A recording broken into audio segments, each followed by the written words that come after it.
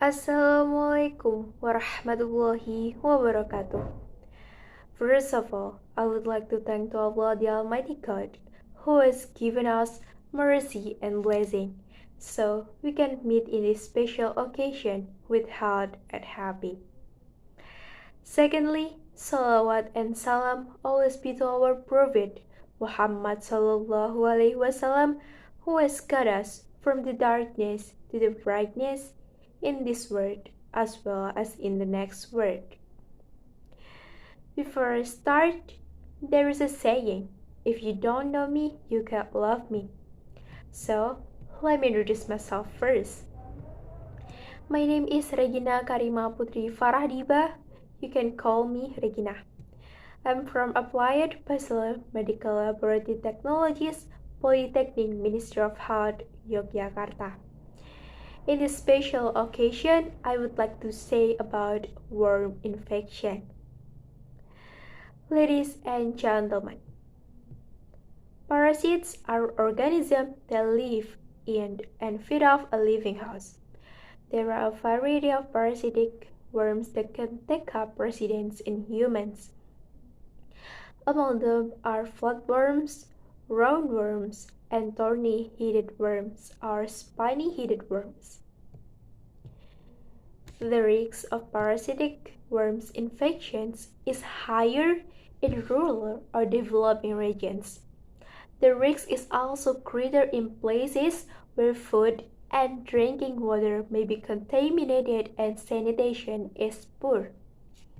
Worm infection is one of the infectious diseases that is prevalent in the tropics and subtropics.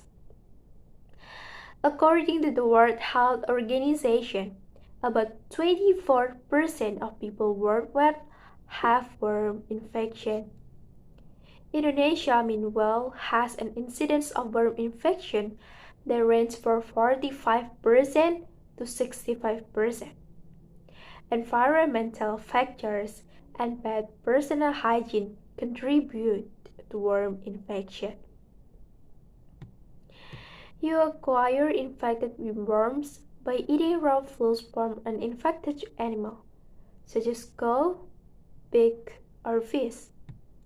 Other potential causes of intestinal worm infection include: first, consuming water that has been tainted. Second, eating soil that has been polluted. Third, coming into contact with polluted excrement. Fourth, poor hygiene. And fifth, poor grooming. From that, we should avoid the cause of worm infection. Once you've consumed the contaminated substance, the parasite travels into intestines.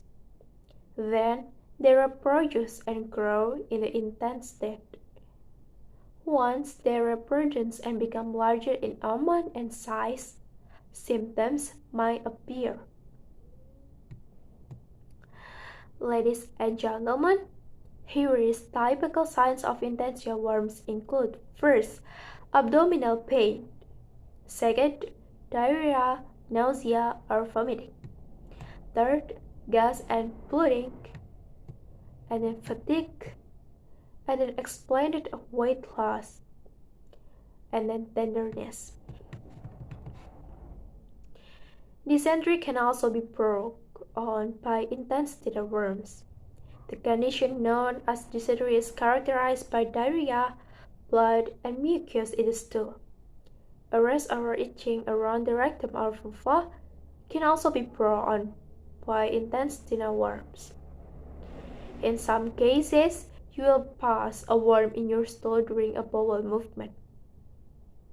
Some people may have intestinal worms for years without experiencing any symptoms.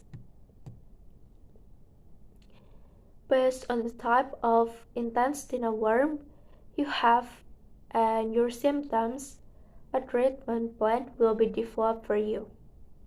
If you experience any of the symptoms, see a doctor. Then, a physician might examine your stool. It can require many stool samples to definitively identify the parasite. Diagnostic tests will be necessary to identify the culprit. First, fecal test.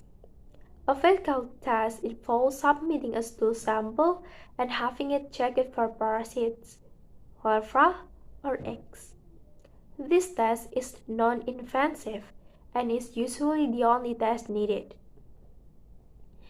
And then blood test. A blood test can be used to detect some types of parasite in the blood. And then imaging tests. Imaging tests such as CT scans, MRIs, or X-rays can be used to detect organ injury caused by parasites. And then tape test. A tape test involves placing clear tape around the anus. The tape can be examined under a microscope for the presence of pinworms or their eggs. Sometimes you might be able to see evidence in pinworms around a child's anus, even with the naked eye, within the first few hours of them falling asleep. Colonoscopy. It's rare that a colonoscopy is used to have diagnosis of parasitic infection. However, it might be performed if you took medication and your symptoms persist. Ladies and gentlemen, the main treatment is prescription antiparasitic medication. These families of drugs can kill parasites and help pass them through your system. Examples include first, albendazole or albenza, and then ivermectin or surmectol, and then mebendazole or Enferm, and the last is tricalabendazole or Egaden. The antiparasitic medication you will receive, dosage schedule, and duration of treatment will depend on your type of parasitic infection you have. Don't stop taking the medication in the middle of the course, even if you feel better.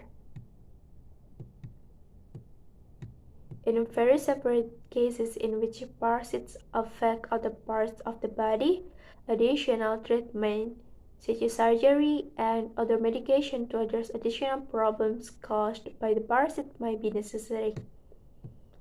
Ask the doctor if you should follow a special diet or take nutritional supplements during this time. Follow up the doctor as advised. Also, be sure to give your hands a good scrubbing with soap and water at these times. First, before eating, and then before food preparation, and then after touching your meat,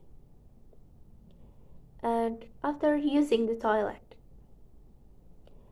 and after changing a diaper or caring for someone who is sick.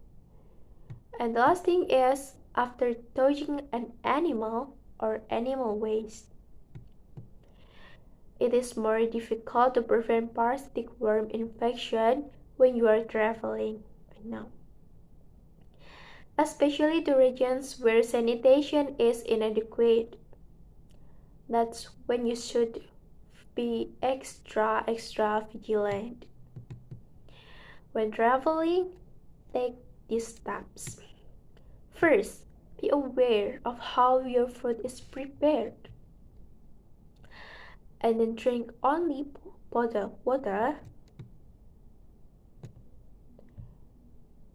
And then carry hand sanitizer.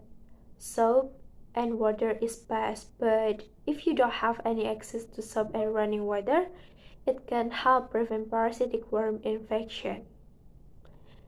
And maybe that's all for me. I hope you can understand my speech and stay healthy for everyone. I, Regina Karima Putri Faradiba, would like to apologize for all my mistakes. Thank you so much for watching. Wassalamualaikum warahmatullahi wabarakatuh.